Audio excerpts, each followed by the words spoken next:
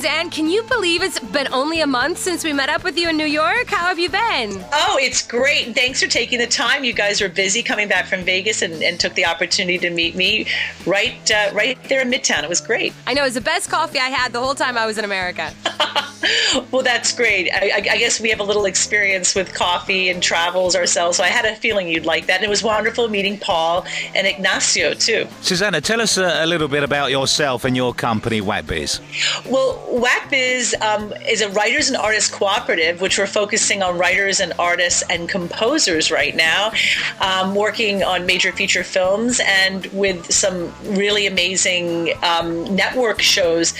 Amazing to us in the U.S., maybe not known in Europe or Japan or elsewhere in your community, but right now we focus on film and television and advertising, and our days are spent looking for great artists and trying to put them together with directors, producers, and music supervisors of all the things we just said. So it's quite an intense but very creatively interesting job. You're one of your biggest, what I like to call feathers in your cap, is placing the song Smooth by Santana. How did you do that? Well, I had the luxury or should I say the good benefits came from working for Mr. Tony Bennett, a very infamous singer that is known around the world. And while I was there for 5 years working and running RPM Music Productions for his son, Danny Bennett, another Grammy guy. I was always at the Grammys and working on records with him, also at that time signing rock bands. And so when I started my own business, I did know quite a few people,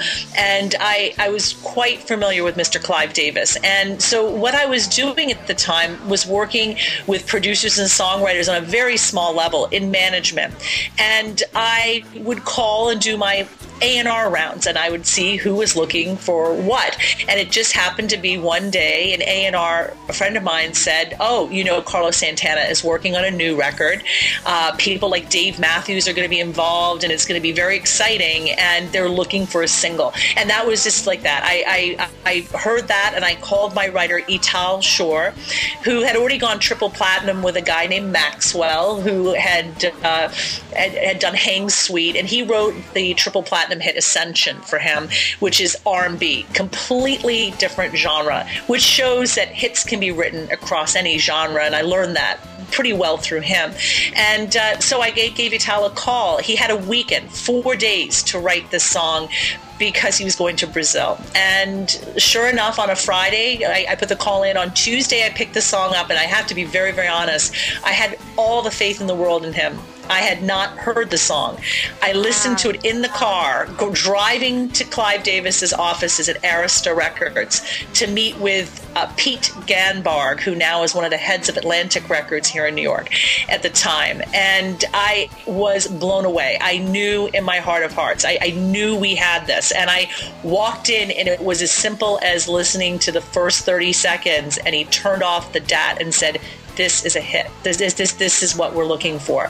And he continued listening to it, and it was, the rest is history. I mean, close to 30 million records sold. I don't think we'll see these numbers again. And 10 Grammys for the entire record, and Song of the Year for Smooth. It was very exciting. What a monumental move you made. You know, when we had the vice president from ABC Radio Networks here last year, that was his pick. His all-time favorite song ever was Smooth by Santana. And here we're talking to the woman who was instrumental in bringing that to the world.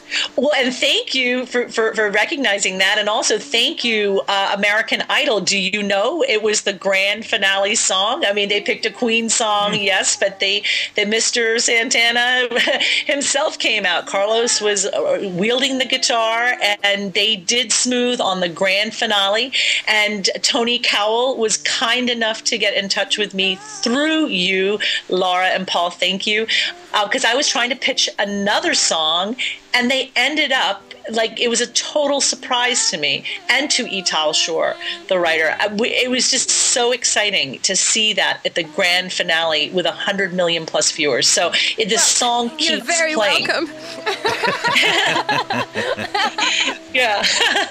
Maybe you had something to do with that. I don't know. Bringing it to the brothers' attention. I don't know. Absolutely. Now, Susanna, obviously you're always in search of material and listening to all kinds of new music, hopefully sort of take you on a step further from Smooth and Santana and everything else.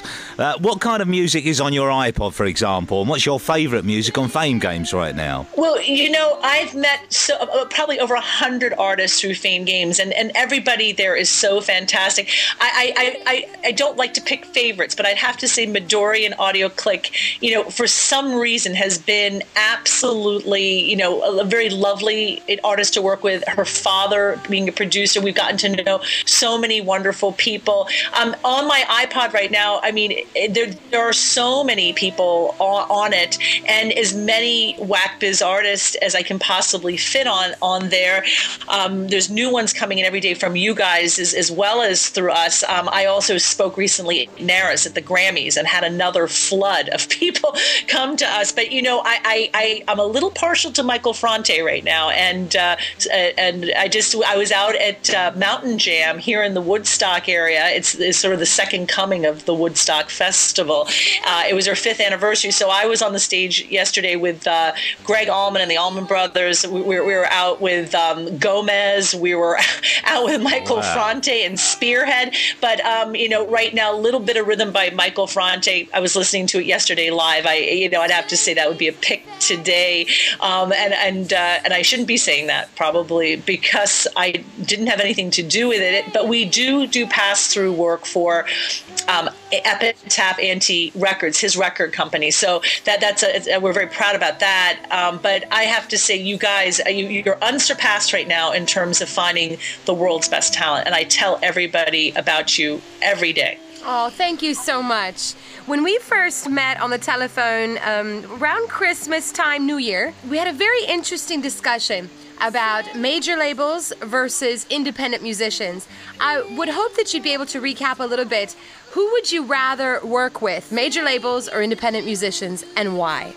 I would much rather work with independent artists, and I've been on their side. That's what this whole company was. It was formed, being sort of a home for people that didn't have a home.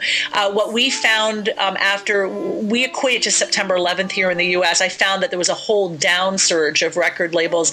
Even companies like V2 and my friend Andy Gershon didn't have a home. It was a very interesting thing. And independent artists today, I think today we're getting better music than we've ever had before. And so I've been going around, but I'd say my choice absolutely is working with independent producers, independent engineers, independent studios, independent artists. It's far more interesting. And what we're finding is more interesting because they're not pinholed into a genre.